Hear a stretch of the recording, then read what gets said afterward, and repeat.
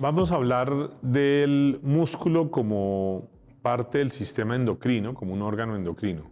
Mi nombre es John Duperli, soy profesor de la Facultad de Medicina y soy médico de la Fundación Santa Fe de Bogotá. El músculo tiene un impacto gigantesco sobre el metabolismo basal, sobre el gasto calórico, la utilización de sustratos energéticos como las grasas y como los carbohidratos. Una de las razones es por su tamaño. Si pensamos en la hipófisis, en el hipotálamo, en el páncreas, en el mismo hígado, nosotros tenemos 10, 15, 20, 30 kilos de músculo, aproximadamente el 40% de nuestro peso corporal es músculo, y cada músculo está activo metabólicamente, está funcionando, necesita energía y tiene sistemas, el sistema mitocondrial aeróbico fundamentalmente, que utilizando azúcar y grasa mantienen la temperatura y mantienen el metabolismo basal. Es decir, que si yo aumento mi masa muscular, únicamente aumentando mi masa muscular, voy a favorecer el balance calórico para lograr un peso mejor y un consumo de grasa. Pero veamos algunos puntos más específicos. Esta es mi declaración de conflictos de interés. Aquí podemos ver dos ejemplos. Parece un poquito compleja la gráfica, pero van a ver que es relativamente clara. Si hago ejercicio de fuerza, yo estoy ejerciendo el efecto anabólico, que está apoyado, por supuesto, por todo un sistema hormonal, pero el efecto y el estímulo fundamental arranca con IGF-1, el factor de crecimiento similar a la insulina, que está estimulado por el ejercicio de fuerza.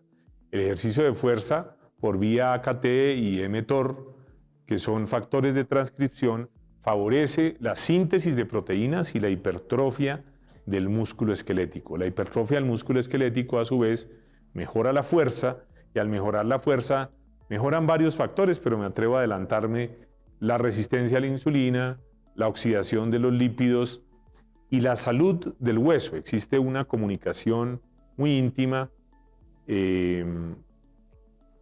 paracrina, entre el músculo y el hueso, donde se aumenta la síntesis de matriz ósea y se mejora la calidad de las trabéculas. Está demostrado hace muchos años que la sobrecarga del hueso, de la mano, del fortalecimiento del músculo, son pilares fundamentales en la lucha contra la osteoporosis. Por el otro lado tenemos el conocido ejercicio aeróbico. Es un ejercicio de más baja intensidad y larga duración, típicamente el trote, la natación, el ciclismo, el patinaje, la danza, que estimulando la AMP quinasa y la depresión de glucógeno, el agotamiento de las reservas de glucógeno, aumento de la AMP, disminución del ATP, es decir, gasto de energía, déficit de energía, a través y por medio del apoyo de otras quinasas como la MAP quinasa y la calcio M quinasa, estimulan la proliferación mitocondrial vía factor de transcripción PGC1-alfa. El PGC1-alfa es el factor principal que facilita la biogénesis mitocondrial, que son organelos fundamentales, ustedes los conocen, para la oxidación de los lípidos y para la oxidación de la glucosa. Y por eso tiene un impacto grande en la obesidad y en el control y la aparición y el control, a veces la curación de la diabetes mellitus tipo 2. Aquí tenemos un ejemplo del sistema anabólico que muestra la respuesta de vías de señalización de testosterona desde el hipotálamo y la hipófisis, pasando por las concentraciones de andrógenos, la esteroidogénesis a nivel del músculo esquelético, la señalización intracelular a nivel muscular, la presencia mayor del receptor de andrógenos a nivel de la membrana y la potenciación de la transcripción del receptor de andrógeno. Ahí esta es una descripción del 2020 en Fronteras de Endocrinología, que la podemos revisar.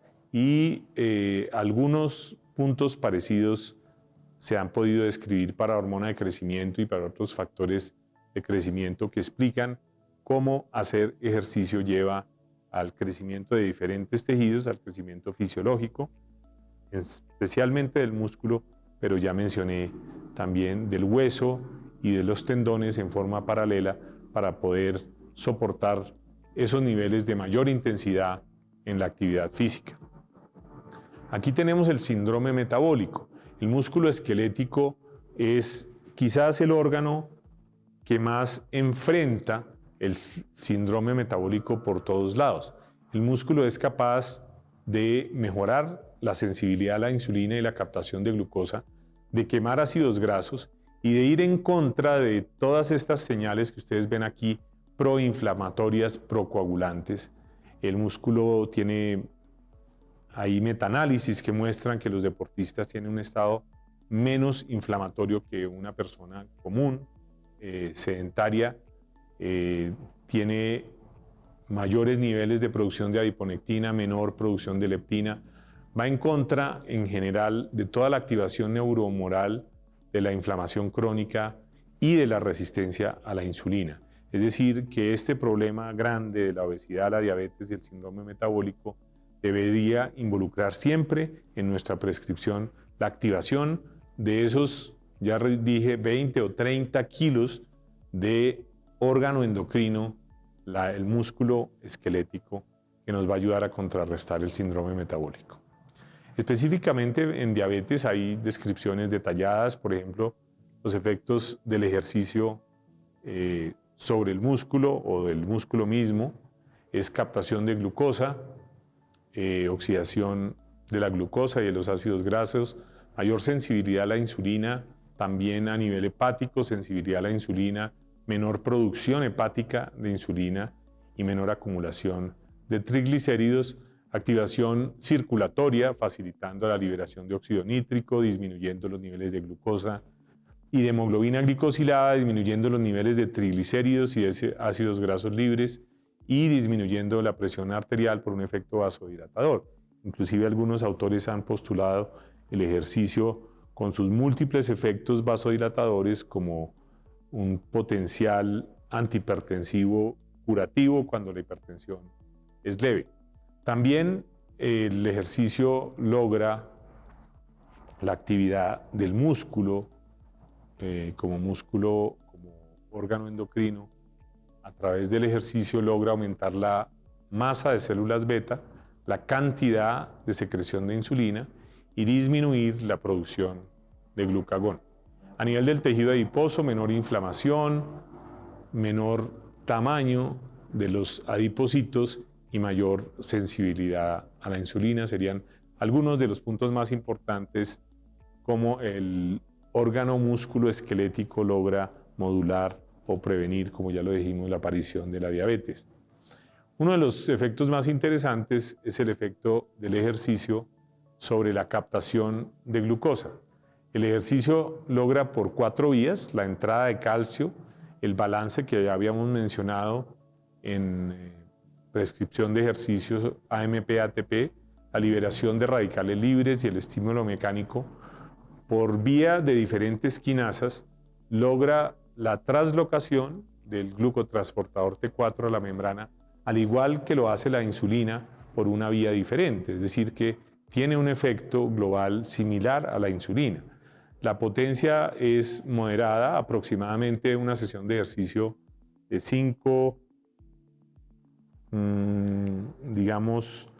30 minutos a 60 minutos equivaldría a 5 a 10 unidades de insulina inyectada intravenosa o subcutánea. Es decir, que tenemos aquí un efecto directo sobre la captación de glucosa, el ejercicio, el músculo como órgano endocrino. Acá vemos en forma muy interesante cómo el entrenamiento funcional de alta intensidad logra mejorar la función de la célula beta y tenemos aquí 2 indicadores. Uno, el índice de disposición, que lo ven ustedes en la figura A,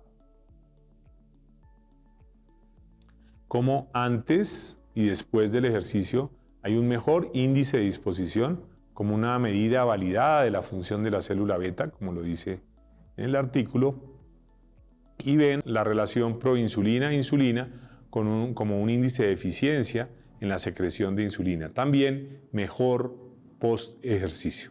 Aquí tenemos un resumen de los efectos cardioprotectores del músculo esquelético y del ejercicio sobre el sistema cardiovascular.